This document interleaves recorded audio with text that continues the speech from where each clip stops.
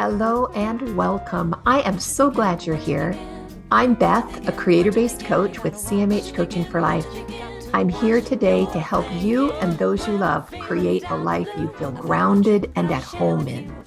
Think of a life where you feel peace, love for those around you, and in a flow with just enough challenge to keep you happy and creating something wonderful. Sounds like magic, but it's not. You can create that life every single day.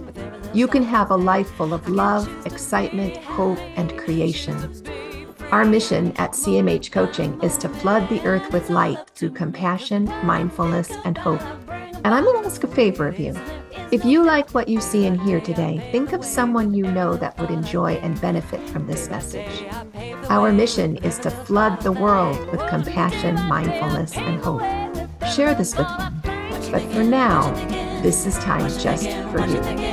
So settle into whatever you're doing and enjoy this time with the girls, where we create that one awesome, amazing, perfect life every one of us is seeking. Welcome, Kajsa. Those of you who have never met Kajsa, she is an amazing 29-year-old. Can I tell people? I mean, for real, that's not a lie. She really is. No. It's amazing. With just an incredible story. And y'all know me. I love stories. I'm a story girl. And she has been on a journey, just like all of us in life, and has had her ups and her downs and her challenges. And through that has and is continuing to learn who she is. And she has she has a YouTube channel, a very successful YouTube channel, very successful, why did TikTok. TikTok. I'm like, it's not Facebook, it's TikTok. And she's just learned a ton through this journey. But I also know Kajsa personally, and I know that she likes things to be perfect. And yes. she expects, but she doesn't expect that of others, do you, Kajsa? No, not at all. Just of yourself, correct? Yes. All right. So tell us about what Kajsa expects out of Kajsa. Perfection. I expect to be top tier human material. But the problem is nobody has really given that definition. It's just me taking perfection from any realm, all the realms, to create this superhuman that I should be able to attain, right? Like that should just be me. But as it's interesting, as you were talking about, like, I've been a perfectionist for a very long time, or I should say I'm a healing perfectionist, or what is the word? I can't even think of it right now. They call it recovering, but there we go. Say that term forever. There is no such you will thing love anymore. Okay. But, I was actually talking about this earlier with my mother, and I was like, man, I have had to, I've been knocked down a little bit to realize, perfectionism is, as hard as we try, we will always fall short and we will always be left in misery. And I think it's been later on in my life, I've realized that life is too short to be that way. So to be that hard on ourselves, right? Yeah. And it constantly puts you in a place where you hate yourself and you literally can't get along with yourself. And I know, as far as starting my own business and doing all of that, and having content that flops and then finding out what makes content do really well, it's always the content where I am just being myself, where I'm not trying to be this superhuman, where I am just accepting the fact that I am a little bit quirky, or whatever adjectives I want to use, and that's okay. And it's It's God designed, right? We're different by Yeah. design. You're supposed to be that way. Yeah. And like, And I'm sure that's why things do so well when you are that way. it's crazy what happens when you're just yourself. It's like mind-boggling because it's like all of these expectations, well, where did they come from? They came from you seeing something and saying, oh, that'd be really awesome. And then you trying to force yourself to be that thing. And to be honest, like I would say it definitely at some parts of my life, like that thinking made me really, really ill. So yeah, it's a whole process. So do you feel like if I say the words control versus power, and I gave you kind of a little blurb on that to think about.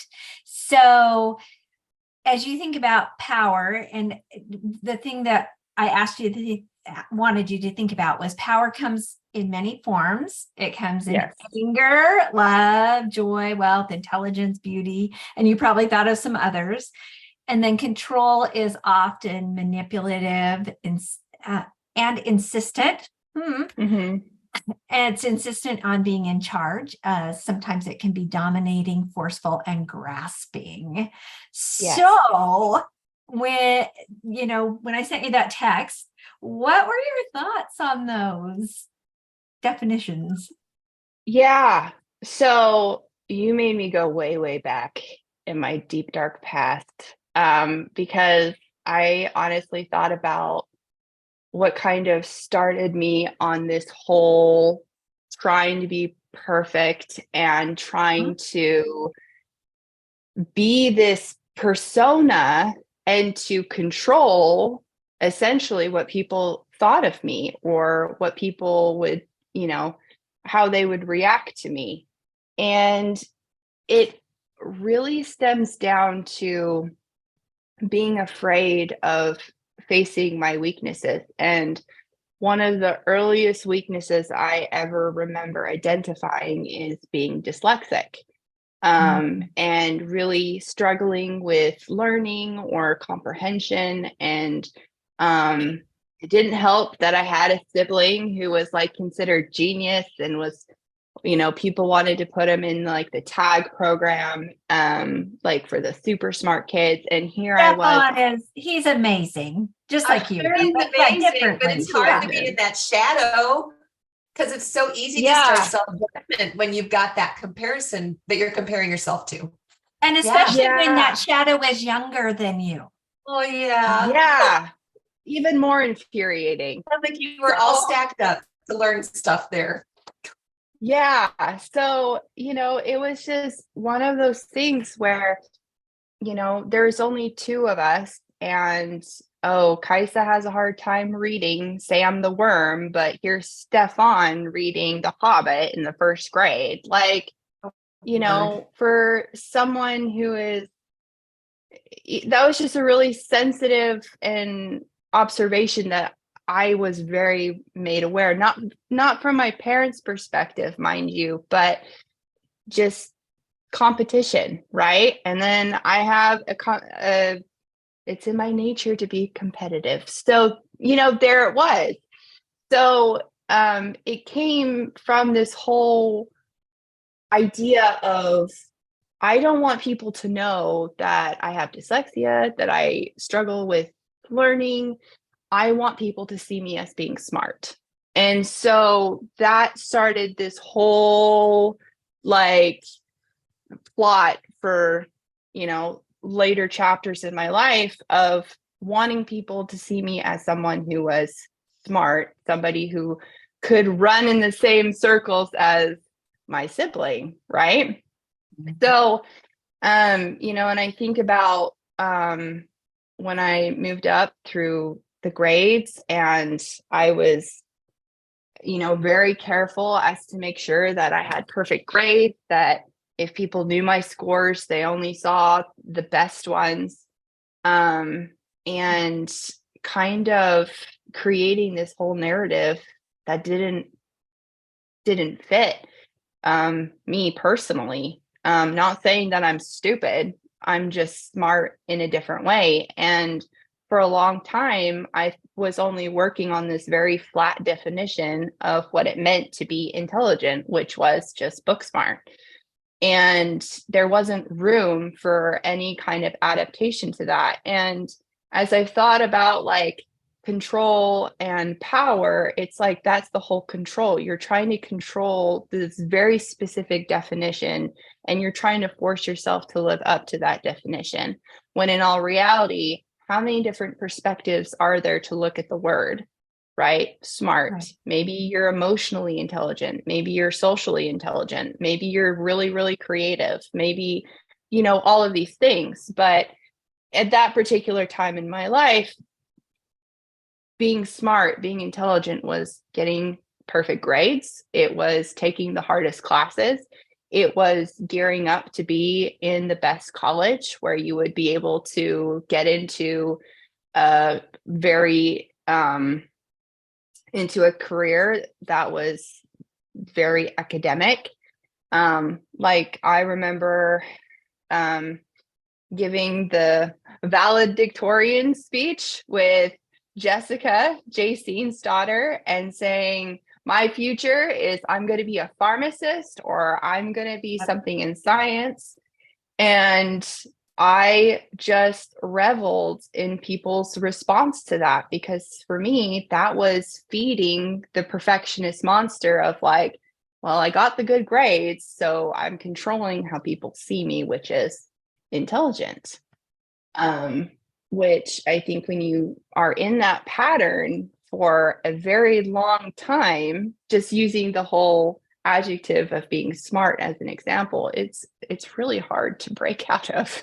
So, yeah. But when you did, because clearly you have broken out of that, even though it might be, you know, occasional raises its head kind of thing, but you recognize it, you've done it.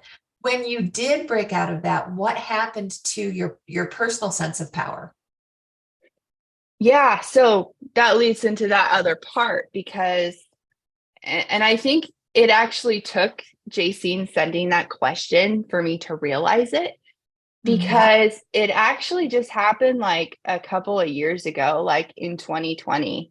I had graduated from college. I had sort of accepted some form of, you know, not being a perfectionist because I had graduated with a degree in geography during a pandemic. What are you going to do in tourism when it's the biggest joke of my life, to be honest? And listen, it will never get old for me to tell that joke. And I remember working like these phone jobs, like I am my father's daughter. I'm good at sales. I don't feel good doing sales, but I'm good at it. And I was just like, this is not what I want to do. And at the same time, I was like trying to figure out what I wanted to do, because I was like, pandemic, can't do anything in tourism. Maybe we'll actually look at getting into like some kind of business school to get some kind of business degree, or get into marketing, which I always wanted to get into. And I remember studying for the GMAT. Okay. And I took it that fall of 2020, and I absolutely bombed it. I did so horrible. And to be honest, I remember looking at the computer screen with my score and thinking, how many times have I done this? How many times have I taken a test and seen a poor score and thought, what am I going to do to change this score so it's high enough to get me to the next point? Yep. Like I did that in high school. I did that all throughout junior high, middle school, elementary. I did that all in college, like thinking about what the next program was going to be, what was going to make me seem the smartest. Mm-hmm. And what's that extra credit, right? Yeah. Yeah. How can I do extra? Mm-hmm. What could I, what can I Superhero. put on what can I put on my resume to show that I am smart? And I just remember thinking, I don't want to do that again. Like, I just, the exhaustion that just the the heaviness of it. Yeah. Yeah. And it was, and it hit me how familiar that exhaustion was, because I was like, I'd have to get a tutor. I would have to study for months.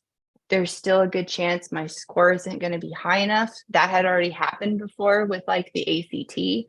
So I had to like go the long way around to get into a good college. I was just like, I just finished this. Why am I doing this to myself again? And it's interesting because I got on the phone with my brother, Stefan, who knows me so well, it hurts sometimes. And he's like, how'd you do on the GMAT? And I was like, I did awful. And he's like, I knew you would. And I was like, Thanks. And that's like the obvious answer from a brother, right? yes. And Thanks I was for like, that. I feel so much better. Yeah, I'm like, love you too. And he's like, no, Right. seriously, I do not understand why you took it in the first place. And I'm like, what the heck? He's like, listen, I'm a much better test taker than you. Like, we know this. This is facts. I wouldn't take the GMAT. Why? What are you doing? What are you thinking? And I was like, from anybody else, I might be crying right now, but I'm just a little bit in shock. And he's like, we need to figure something else out for you, because this whole idea of you trying to take this test to get into school, this is not who you are. This has never been who you are. And then you're just like, oh, way to like, put the hammer right there on the weak spot on my insecurities that I never really talked to you about before, but you always saw. Okay. Everything that I'm not, right? It's that lack and that, Yeah, exactly. Boy, he sounds like he's a real gift, though. Yeah. What a gift for him to just speak it right out loud. As awful as it was. Yeah. Who else would you have had mom and dad wouldn't have said that, right? They would have said, oh, they're there. It's okay. No, you need your brother. Yeah. I needed some tough brotherly love, and there he was, all but willing to give it. And he's like, listen, I went to college and I got my degree in like websites and coding and online businesses and all of these things.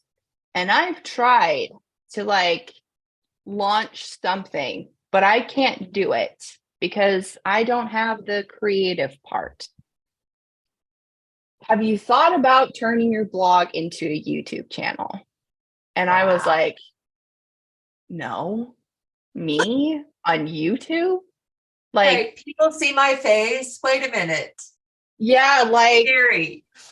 People would listen to me. Why would they listen to me?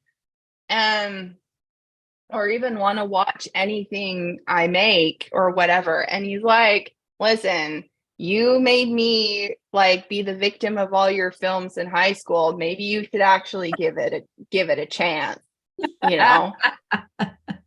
The amount of music videos I've made just with him like lip syncing, it's ridiculous. But anyway, so I was like, at that particular point with the perfectionism, like it was literally a moment of like, what do I have to lose? What do I have to lose? I've already hit the exhaustion and I haven't even started. I'm like, I don't want to do that whole cycle again. Yep. I see that. Yeah. And perfectionism, it's so all or nothing, right? Because either you're perfect or you're not perfect. So when he called you out, where did you have to go? Yeah. And I was like, okay, sure. Why not? So like that call was in November, and like November to December, I spent making like 30 YouTube videos to go with corresponding blogs. And then it launched on January 1st of 2021. And, you know, ever since then, it's just been a bunch of little baby steps, little promptings, little things in my inner circle of people saying, hey, have you thought doing this? Or, hey, how about this? And, you know, it also makes me think about like before in my life with being the perfectionist and whatever, all of those thoughts always came from me. Like, you should do this, you should be this. It was always for me. And it turns out that I'm a very unreasonable person when I make demands of myself. It's like crazy how that works out. And it's like that for all of us. Yeah. We are all so unreasonable with ourselves. I love that. You're saying these things, and I'm like, is she just describing my life? I mean, yeah. Like, this is my twin right here. Yeah, there you go. And here's the thing, like the things that I was asking and demanding of myself, nobody else was saying that to me. Like nobody. Right. And I was like, well, hold up a second. This is just awkward on all fronts. Like all self-imposed. Yeah. And you know, it's like there's a certain amount of perfectionism that comes as a content creator because, you know, you make this video, maybe you spend a few hours like coming up with the concept, figuring out the angles, figuring out the music, figuring out the different parts to make this video, and you put it up and you're just like, yes, this is it. Like, I am funny, I am smart making this, and it gets 5 views. And you're just like, well, sorry, I put in the effort. But that's just it. Like, I realized with being a perfectionist, it's all about controlling what you think is perfection, but that has nothing to do with how people perceive you. And to be honest, in those moments, people didn't receive me well.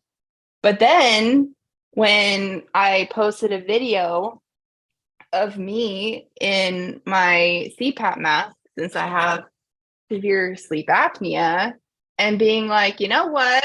How old was I? I was 27.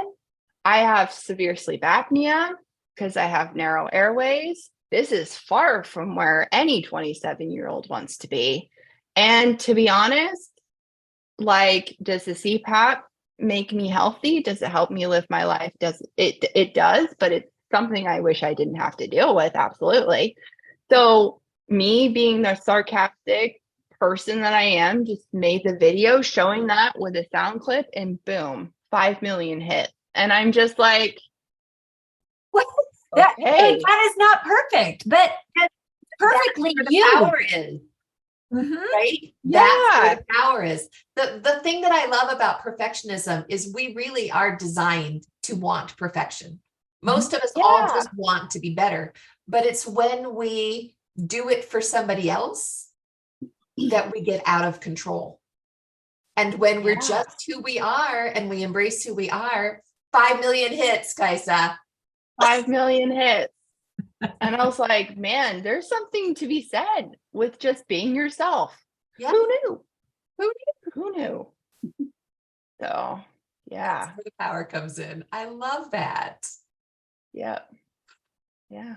So crazy, crazy time. And, you know, it's just like, I think with being a perfectionist, it's definitely something that is like, ooh, but like, it's so nice looking. Like, I want to look at it. Yes. I want to go for it.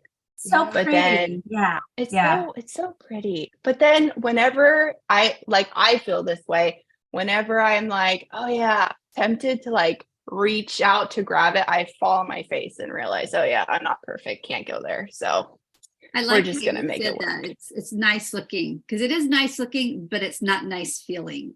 It's the nice feeling that really makes the difference. Yeah. Because it's what's speaking to your heart. Yeah. Perfectionism, the way that I think I've always done it, it doesn't feel good. It's a struggle. It's just, I'm having to work for something that honestly is not myself. It's not me. It's not the authentic Jenn, like how you're saying, the quirky, crazy part that's just got its problems and everything. And I think that's what people really connect to, because I think we all are that way. We're all kind of a little messy and a little quirky and don't think we got it together, and we don't think we're perfect enough and everything. And so when we see somebody being real, we're like, oh my gosh, she's brave, she's amazing. I can connect into that because I want to be that. Yeah, exactly. Well, it brings hope too, right? When you see something that is absolutely perfect, or in your mind perfect, you look at it, or I do anyway, and I judge, and I look at it and I'm like, oh, I could never do something like that. Yet if I see somebody do something, or something that is a little bit like flawed, sounds terrible, but isn't that just like to the, like Martha Stewart, like that whole thing, right? And I see that and I'm like, I could probably do that. And I think that's why I love there's a show, it's called Nailed It. And have you guys seen it? Oh, yes. Gosh, people are supposed to, they have these things have you seen it, Beth? No, I'm listening. Oh my gosh. You have to find Especially from all three of your reactions. I'm not a big TV person. So tell me more. Is it on Netflix? I don't even know what it's on, what platform it's on. I don't know what it's on either. Okay. Yeah, it's been I'm a while. sure I can find it. Okay, so tell me about Nailed It. Okay, so Nailed It it's people cooking. And they have, like, let's say there's a cake, and they have this picture of this cake and how to bake it and decorate it, right? And they have this team, and the people try to create like this cake or cookie or whatever it is, and it never looks like it. Yeah. They always have the before, like the perfect shot. And then they always have their shot after, and they're like, nailed it, even though it looks like just totally like not what it is. And it's just an opportunity to laugh and everything. And it reminds me of what I shared before about my decoration, my Christmas D big. The one on the front door. Yeah. Nailed that one. Nailed it. That's right. Yeah. I love it. That lets us own who we are and step away from that Martha Stewart perfectionist that just wants to be so perfect. That's got to be why it feels so good. Well, I think we also like to see that, like I said before, not all of us are perfect. And I can really connect with people that are messy in that sense, because it connects with my messiness and my not perfection stuff. And I just love to see when people are just so them. They're not scared to show it, that saying, you're crazy, show and tuck it in. No, keep it out, girl. Keep it out, because I will be right there. Fly. Absolutely. Let it fly. Yeah. No, and I think it gives people hope too, right? When somebody who's authentic. So, Kajsa, when you started being yourself and just like being you, how did you feel? Honestly, relieved. Yeah. I was like, it's a lot easier to just be who you are. Yeah, because that just makes me think of, that just takes me back to when I identified like the dyslexia as like this first big weakness of my life. And I giggle to myself now with how I deal with it, because I spend a lot of time teaching high schoolers, right? So as a sub, and I absolutely loathe writing on the whiteboard, because chances are something is going to go awry. Something might turn into not English. And the way that I've just decided to deal with it is like, you know what? Nobody makes me laugh harder than myself. So I'm going to make the best dyslexia jokes ever about myself. And when you do that to high schoolers, it just makes it that much better, because like when I'm writing on the board and I can't figure out how to spell something, I'll just like really scribble it up. And I'm like, sorry, raging dyslexic moment. Like all the kids know. And they're like, well, I can tell you how to spell it. And I'm like, no, do you know what this scribble means? And they're like, yeah. I'm like, that's the whole point of writing. So who cares if it's the actual word? And they're just communicated it very clearly. There it is. Yeah. They're like, and when I point to that scribble, they know exactly what I'm talking about. I'm like, just letters. Why have them when you know what the scribble means? Right. Well, and I love how your authenticity and your willingness to just be less than perfect engages every part of them. They're going to remember that scribble word way better than they'll remember something in perfect cursive with perfect spelling. It's got meaning. Exactly. It's got work to them. It makes a difference. Yeah. Yeah. And, and I think, that, I mean, for me, if I had a teacher like that did that, I would just be like, whoa, that is like so cool. Not to like put my own self on a pedestal, but I just feel like having had a teacher who did that when myself was struggling with this whole idea of I need to be seen as smart. Oh my goodness, here's my teacher teaching me something and she can't spell a word. Like, that's another, it doesn't take away from their intelligence or whatever. So yeah, it's just, I know when my kids were little and I would take them to the pediatrician after 3 days of raging, fever and screaming and misery. And my pediatrician also had kids the same age that I did. And I'd come in and he would look terrible. He'd come in. I was like, yeah, ear infection, huh? Yeah, I had 2 in my bed last night too, and just that humanity, allowing us to connect. I didn't have to be the perfect parent when I went in. It took everything off. And I still remember those days fondly. And we didn't sleep, and it was because of his willingness to just be authentic, to just be who he was. Yeah. Isn't that interesting? That's funny because I was thinking about, and it's so memorable when we have those moments that we're like, oh my gosh, that's just me. And I messed it up so bad, but it turned out really good. I worked in a chiropractic office and I did the financials.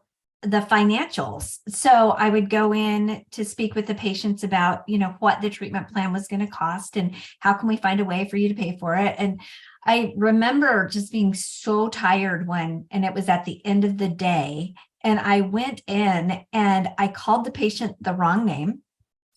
And I sat down next to the patient and started talking about, okay, here's the treatment plan. And I was totally like saying the wrong thing. And I was speaking backwards, dyslexia, like they weren't even words.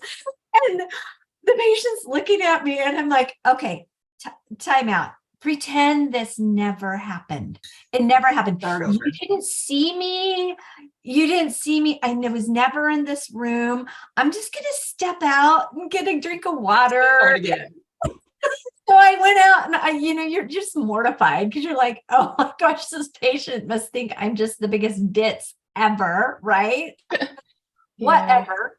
So I stepped away, took a breath, and collected my thoughts and went back in and started over again, just like it had never happened. And she just burst out laughing. She's like, oh my gosh. And she's probably thinking, you're just like me. Right? Just being authentic and being who you are. I could have been like so mortified and tried to push through it and tried to, just cover my tracks. But then I would have just it would have been so awkward. And it would have been awkward for the patient, right? And I would have become so small. I think that's and it would have been so controlling. That's the difference, because when you came back in the door and started over with humor, admitting your mistakes, that's when the power came in, the power of the connection. And the control would have just been miserable for both of you. Yeah. Wow. Yeah. I love that. Jaycine, I love you all the more now. That's just fantastic. I've done the same thing. Walked out and said, okay, just a minute. Walked out of the room and then came in and started fresh. Because sometimes you just have to. Oh yeah. Oh, Oh, yeah. man. Yeah. Oh, You are Kajsa, what a pleasure. inspirational. Thank you for sharing your story and so just laying it out there. And can you tell our listeners and those who are watching you on Facebook on our channel or on see, here we are again, YouTube on our channel.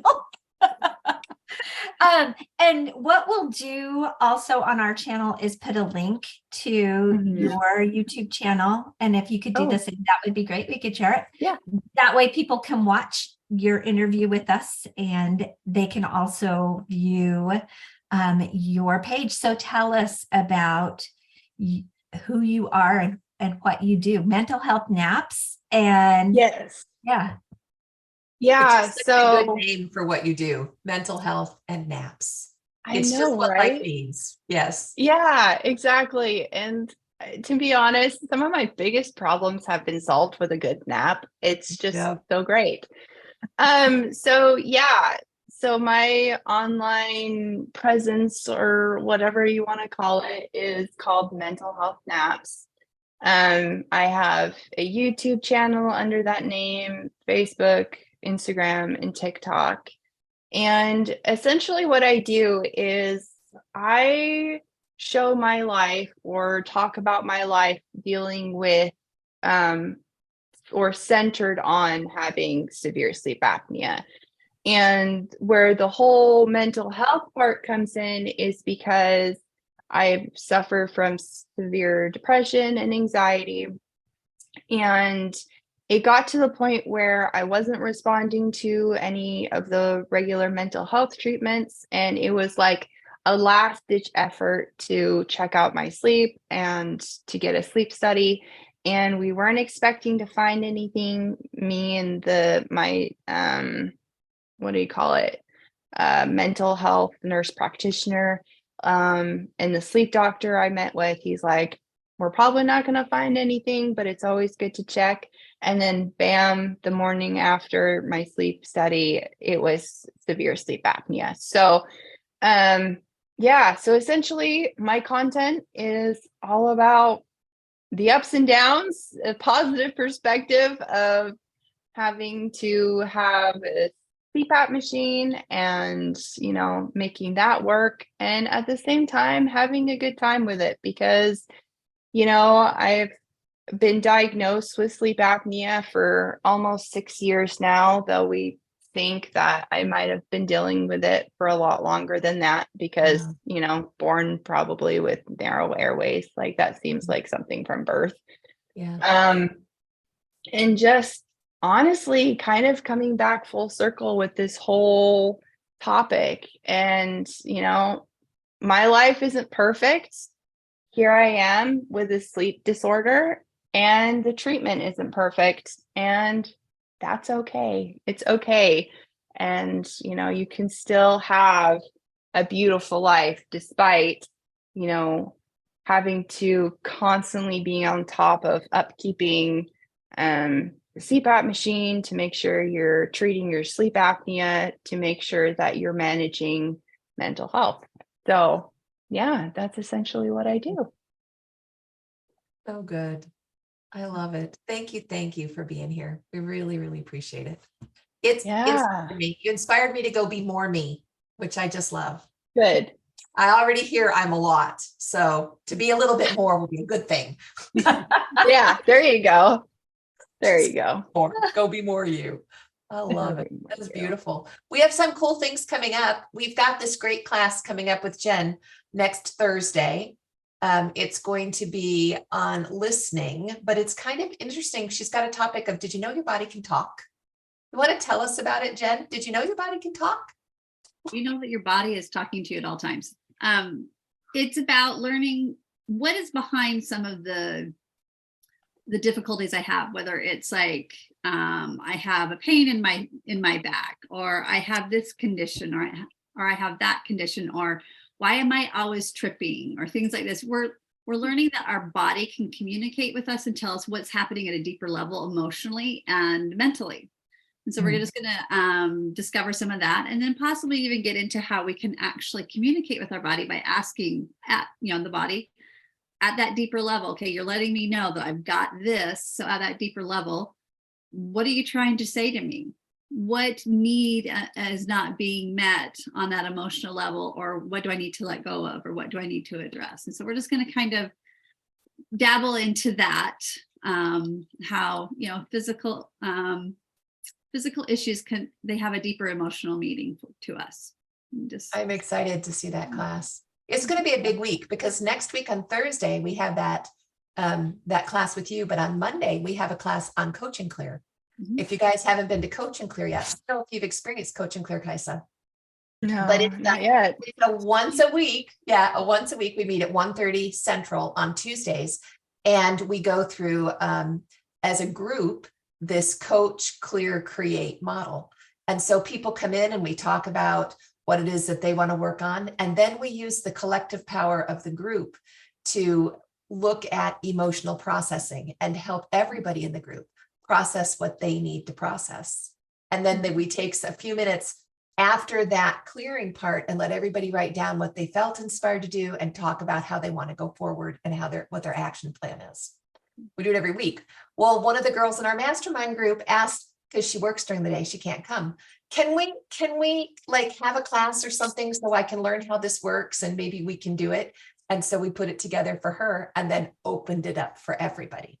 So it's going to be on the 1st at 7:00 in the evening Central, so that all of those people who work during the day can still come and experience the goodness of a Coach and Clear session. Pretty stoked about it. I think it's going to be great. And then today's Monday, right? Okay, Wednesday. Yeah, it's been a really long time since I got up this morning. I'm thinking, is it Wednesday yet? So book club. We have book club on Wednesday. You want to tell us about that, Jaycine?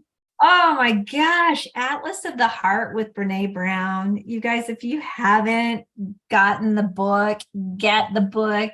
We'd love to have you come and join us for book club, but there's so much in this book. Learning to have names for our emotions is so powerful. Yeah. And knowing what the definitions are for those words are really powerful. And so in our book club, we're having the discussions on what those look like. And this week we are on chapters 6 and 7. So to discuss, and that happens, it's 1:30 Central Time for everyone. Yeah. And you can find it on the 50/50 Girl Club page. It's got the link on there for Trey Vega Book Club. Yeah. Can I say a little bit about this book? I just, besides being a big Brene Brown fan, I have taught, because I'm an emotional mentor also, coach. I have taught on emotions. And the average person can only name maybe 5 emotions. Even if I ask them, what emotions have you felt throughout the day or throughout the week? Because we unless we're taught this, and it's something we like to study, we don't really know all the nuances behind the different types of emotions. And a lot of people, it's like, oh, I'm angry, I'm sad, I'm happy. And then beyond that, they kind of think, what are some, I've felt this before, I felt that before, but they just really can't name it and give it a definition. And this book is what Brene Brown has put out to help us name it, as Jaycine likes to say, to claim it, to understand ourselves, name it, to claim it. And so it's so packed full of information so that we can see, oh, I have felt this in my life, I just didn't know it. And as soon as we are aware, then we can actually, I think, navigate our life better, whether we want to continue to feel that emotion or change it and do something different with it. But it's interesting. It's empowering. It empowers us, right? Yeah. Yeah. Name it to tame it. Can't say enough about this book. Yeah. So we need words. Yes, we need our words for sure. Whether they're backwards or forwards, it doesn't matter. Or scribbles. We need our scribbles. For the scribbles. Them all. Yes. And when they're written and when they're spoken, there's power in that. It is a beautiful thing. Well, thank you guys. I really appreciate your time. And thank you, Kajsa. Please come back. It was a pleasure. Yeah. Thank you for inviting me. This was great. So absolutely. You're on my hero list, girlfriend. Absolutely. Aw, Talk to you guys soon. heart. Bye, guys. Bye. Yeah. I can choose to be happy, choose to be free, moment by moment. It's all up to me, 'cause what I think about, I bring about. That's the way it is, and there is no doubt. Day by day, I pave the way with every little thought I think.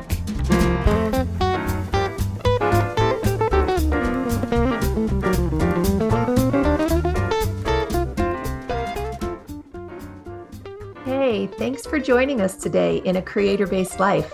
I hope you felt that compassion, mindfulness, and hope you came seeking today. You can find more of it at cmhcoaching.com or on linktree/cmhcoaching. Of course, any social media outlet, we're there too. Because you felt the benefit and light in this message, please invite those you care deeply about to join us. Help us to create a ripple effect across the globe of compassion, mindfulness, and hope. Then we can create a creator-based life together. Have a great week, y'all. We'll talk to you soon. Moment by moment, it's all up to me, 'cause what I think about, I bring